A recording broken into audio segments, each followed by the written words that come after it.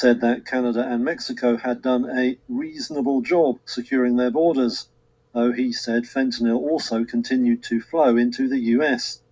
Last week, Trump had sowed confusion when he floated a possible April 2nd deadline in connection with the tariffs, only to later reaffirm Tuesday as decision day.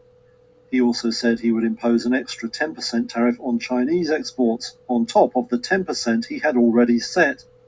Whatever happens now, Canadian Prime Minister Justin Trudeau has vowed a stern response. We will continue to work to ensure, to do everything we can to make sure that there are no tariffs on Tuesday. But if ever there were tariffs on Tuesday, as we have all seen, as we were ready to do last time, we will have a strong, unequivocal, and proportional response as Canadians expect. So, ever feel like we're heading straight into a trade war? Yeah. Well, Trump's imposing those 25% tariffs on Canada and Mexico starting tomorrow. Wait, seriously? I Yep. thought there was still a chance for a deal. Apparently not. He said there's no room left to negotiate. It's all set to kick in. That's huge. How did we get here? Remember back in February when he first announced the tariffs? He Right. postponed them after Canada, and Mexico promised to address border issues. Yeah, and Mexico sent troops to the border, right?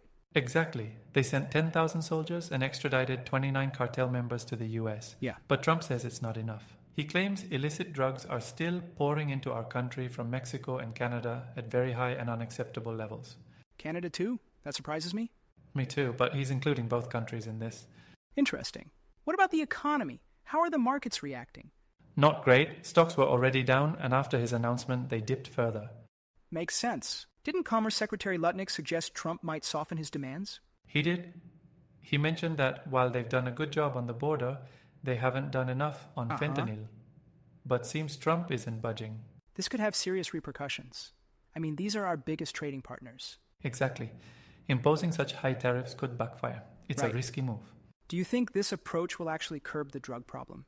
Honestly, I doubt it.